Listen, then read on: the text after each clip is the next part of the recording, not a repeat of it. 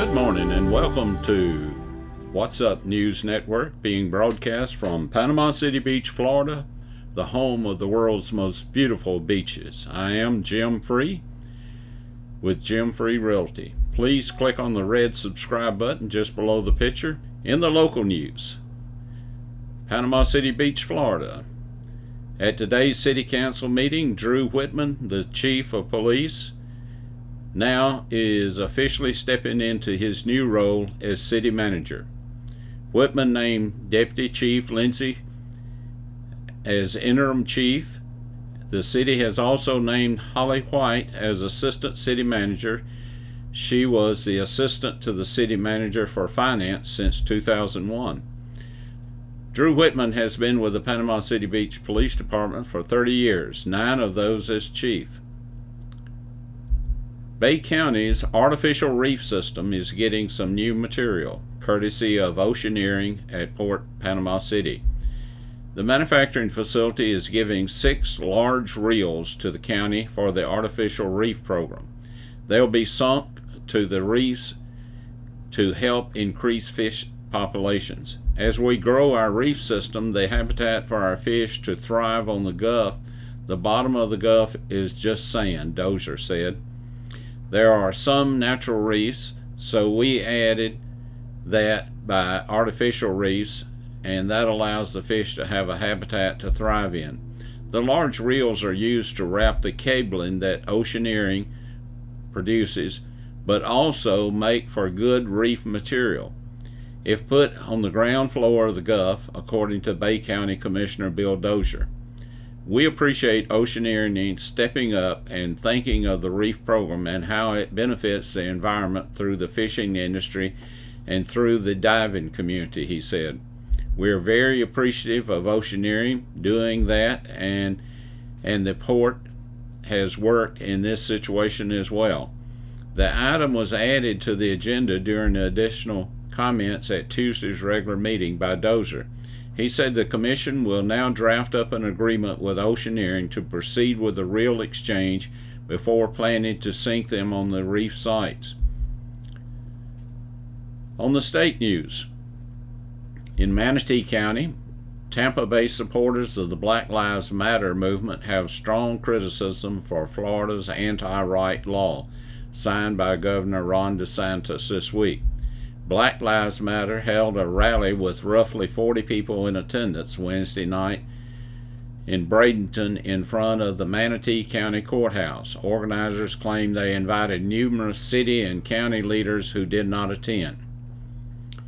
In the international news, Indonesian Navy ships were scouring the waters right off of Bali on Friday as they raced against time to find a submarine that disappeared 2 days ago and has less than a day's supply of oxygen for the 53 crew members.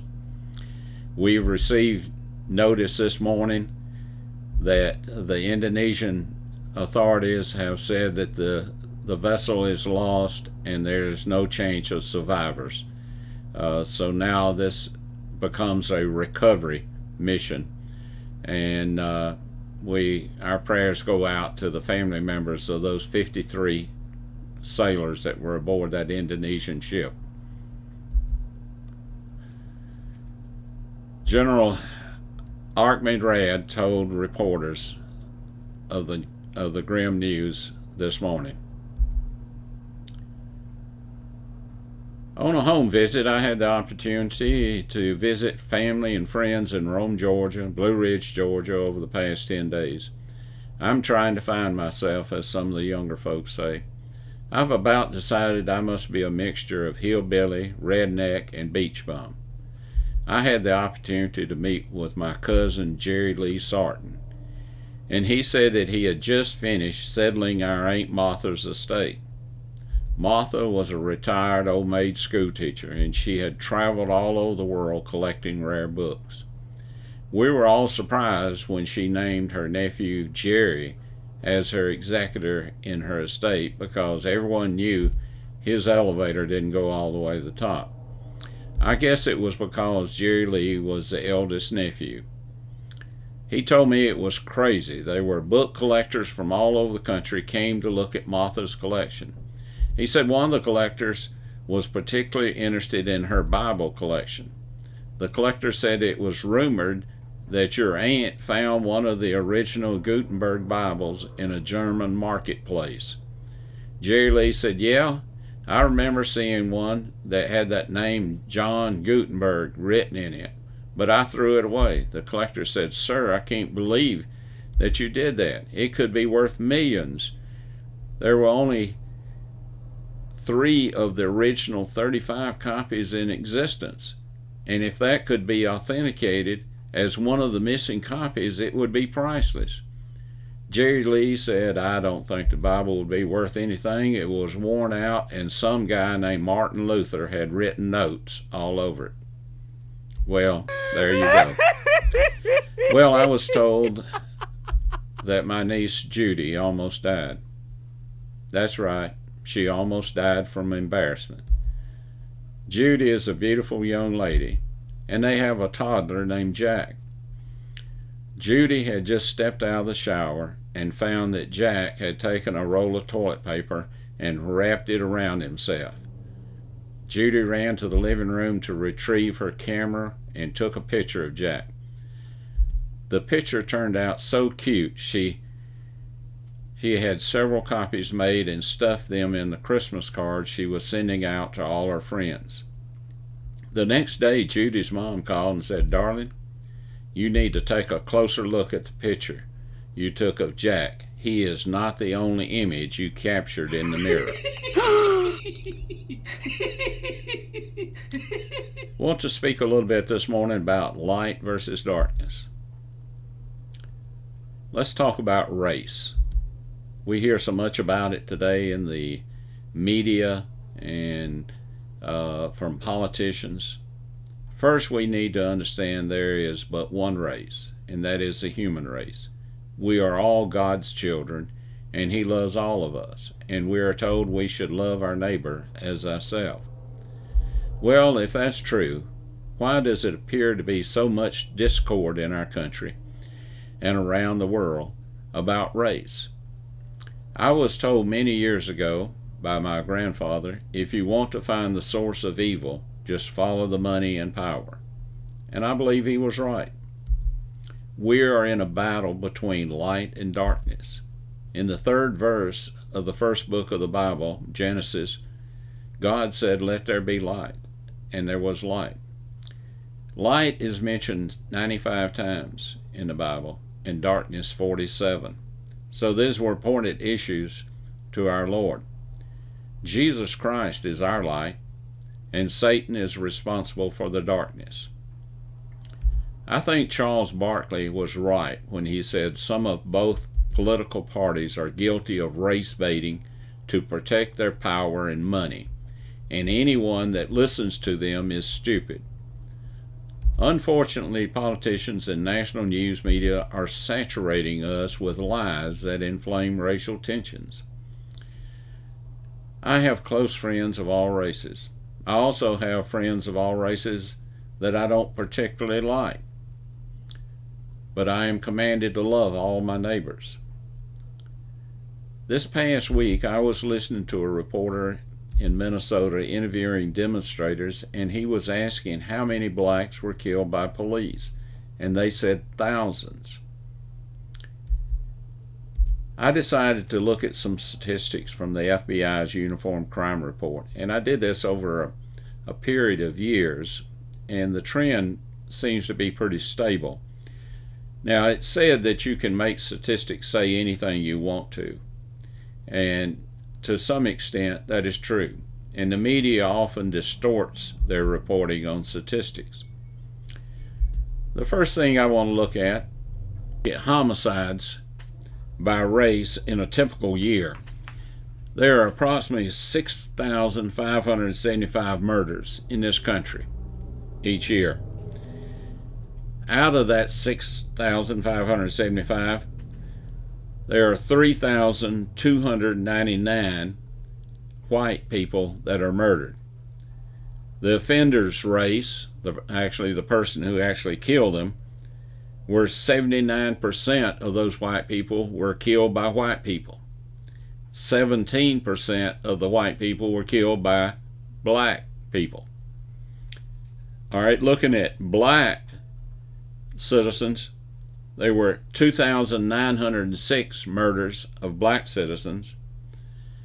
89% of those black citizens were killed by other black citizens, and 8% of those black citizens were killed by white citizens. And I didn't go into the other races because they're a small number, a total of about 373 as compared to the 3,299 of the whites being murdered and 2,906 blacks being murdered. Now that report came directly from the 2019 Uniform Crime Report from the FBI, so you'll be able to see a copy of that. The next graph I want to show you is killing by police during arrest by circumstances. And this comparison is by population. Now, the U.S. population, 13% of the U.S. population is black, 63% is white, and 17% is Hispanic, and then the remainder is something else. If you will look at the victims of police shooting, you will see that there were 31% of blacks that were killed by a police officer.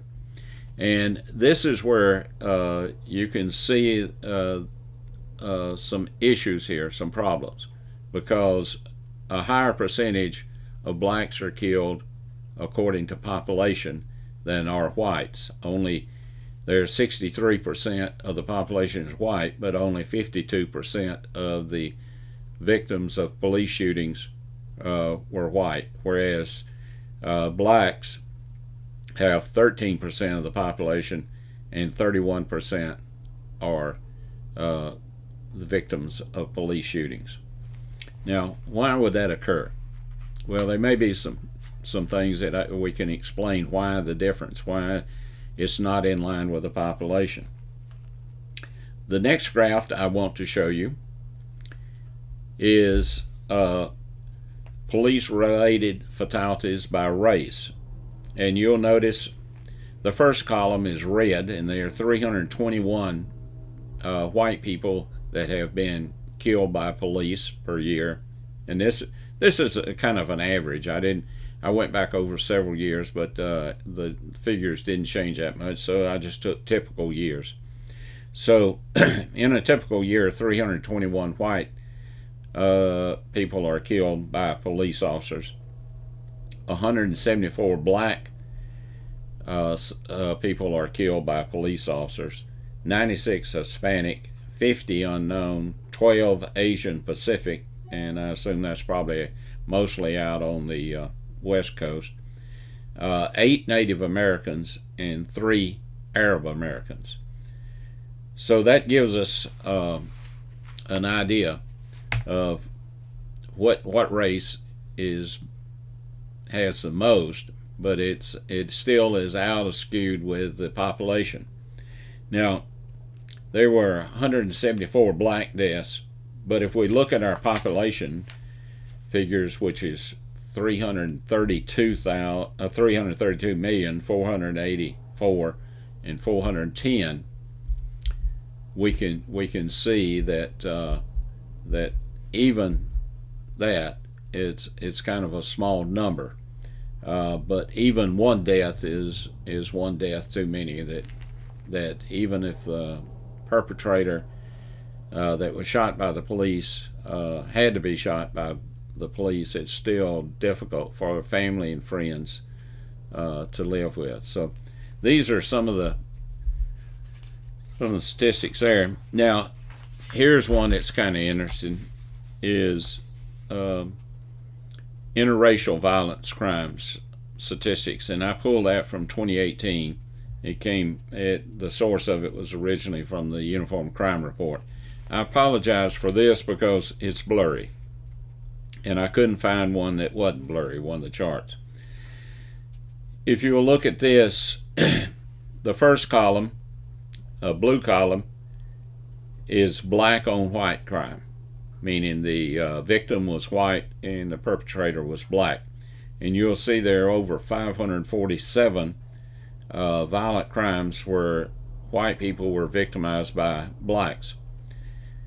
If you look at the second column, there's about 132 Hispanics that were victimized by blacks. If you look on column 3, which is yellow, there were 59 white on black crimes, where white were the perpetrator and blacks were the victim. And if you look at the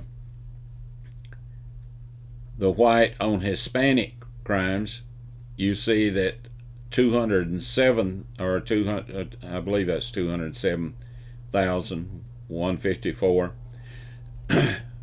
crimes were perpetrated on Hispanics by whites. And if you look at column 5, which is a red column, you'll see that the victims there were white and the perpetrator was Hispanic. And then the last column, you'll see the 44,000 blacks were victimized by Hispanics with crimes. So we do have some problems, and there's no question about that. We have a problem with crime. And what causes crime? Sin.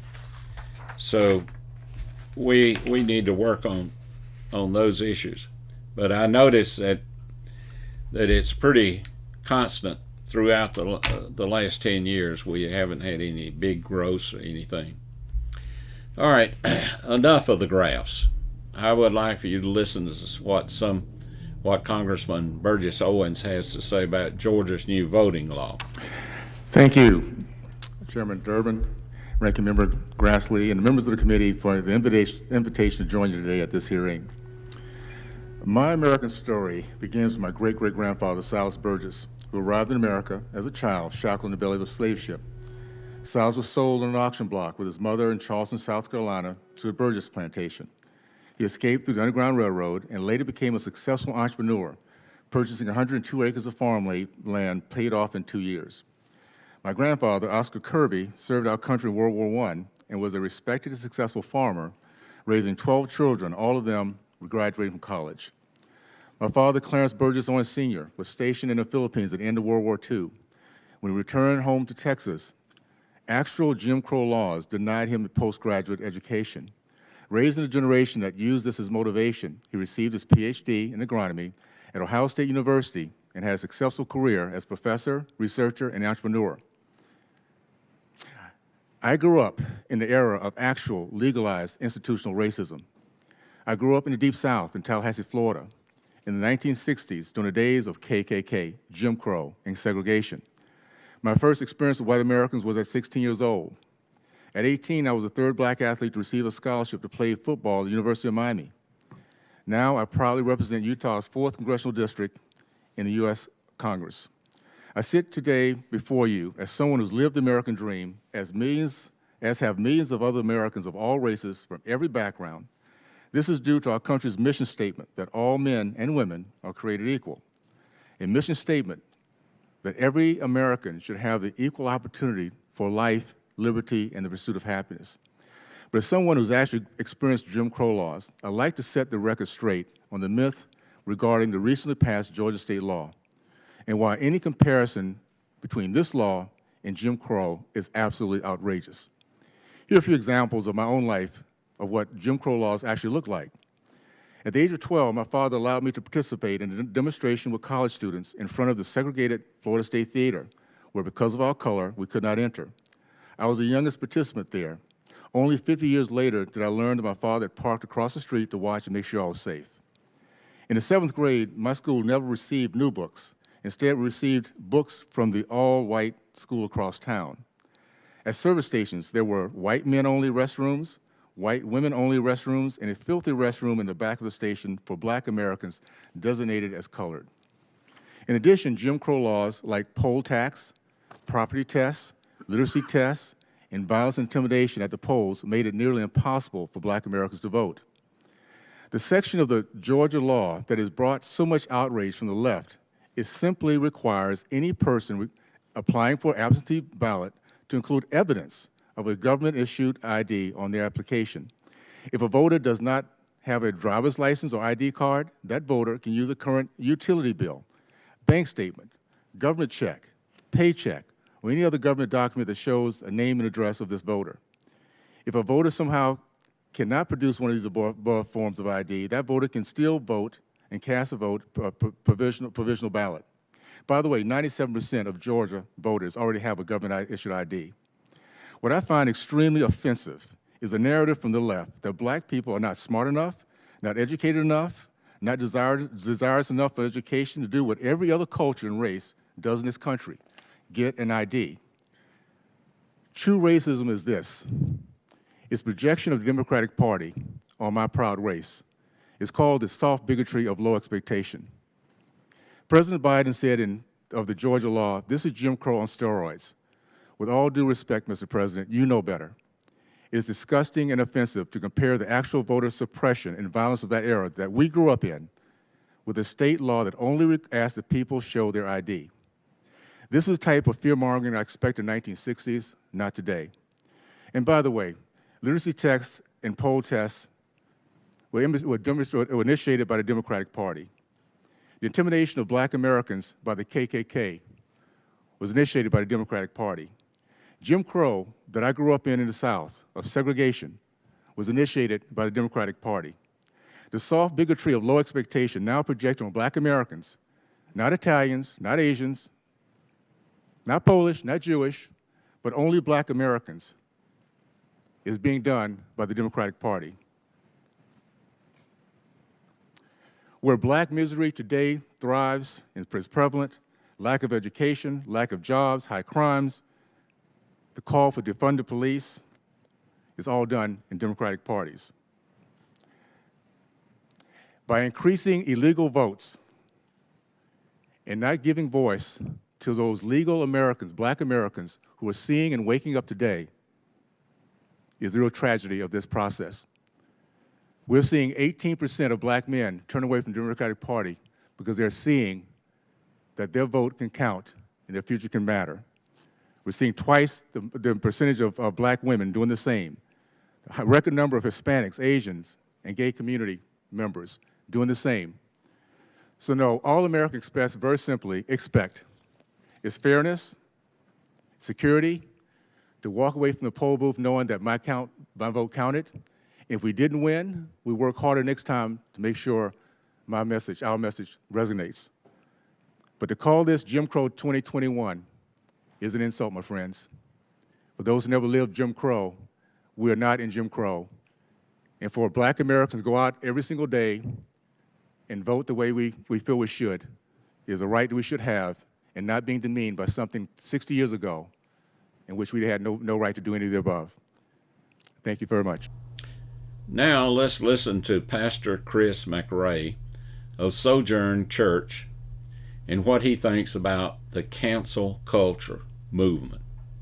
I do not like green eggs and ham. I do not like them, Sam I am. I do not like them on a boat. I do not like them with a goat. I do not like them on a train or in the dark or in the rain. I do not like them here or there. I do not like them anywhere. I'll tell you what else I do not like: calling good things bad and wrong things right. They've come and tried to destroy our structure, barging in with this cancel culture. With angry expressions, they were sent to come with us with their agenda. You know what else makes me see red? Attacking Dr. Seuss and Mr. Potato Head. Or Speedy Gonzales, or Pepe Le Pew, and the Bernstein Bears, to name a few. You can't say that, or you can't say this. Well, I've had enough, and I've made a list. Cancel culture has crossed a line, and I believe that it's past time for the body of Christ to take a stand, joined in unity all over the land. On Christ, the solid rock I stand.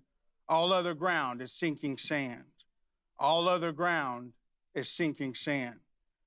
With cancel culture, I disagree that we can't say words like he or she. The Bible, for me, settled this issue. If this makes you mad, then grab a tissue.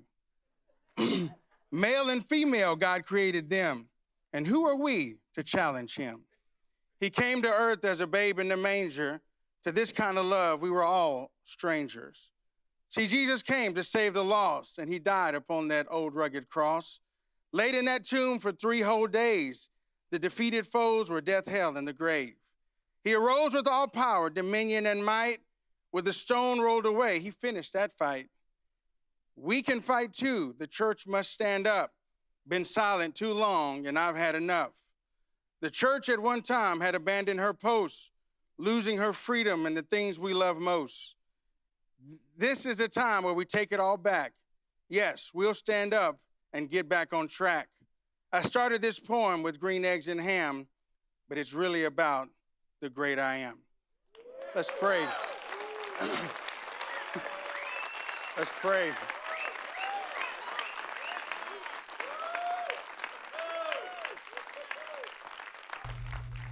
The term woke has been revitalized and is being used by some politicians, corporate America, and community activists to push their agenda. I think it is time we woke up as well to put a stop to all this nonsense. Here is what Senator Rick Scott thinks about the woke movement. Dear woke corporate America, I hope you are all having fun with your virtual signaling. I hope you're enjoying trying to one-up each other and showing how woke you can be, all the while believing that you are more sophisticated and morally superior to the hard-working people of this country. You must have loved the accolades from your elitist left-wing peers when you took the Major League Baseball All-Star game from Georgia.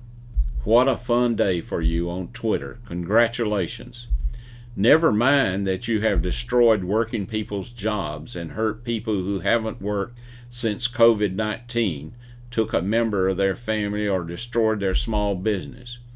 You get texts from your elitist friends praising you for your courageous stand when you support mostly peaceful movements that loot small business and set fire to government buildings and take the lives of innocent people. You think that makes you morally superior to the people in what you call the flyover country. But you are lying. You are lying to America. You are lying to each other and lying to yourselves. You know that everything you have said about the election reforms in Georgia being racist is a lie. You know that the Georgia law actually expands early voting and does nothing to suppress or curtail the voting rights of anyone.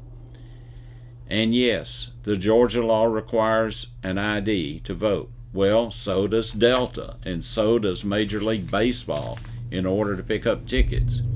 It's not that you have twisted the truth, you have rejected the truth. Worse, you do not care what is true. You give the wake mob concessions after concession, hoping to buy time to rake in more cash under your watch.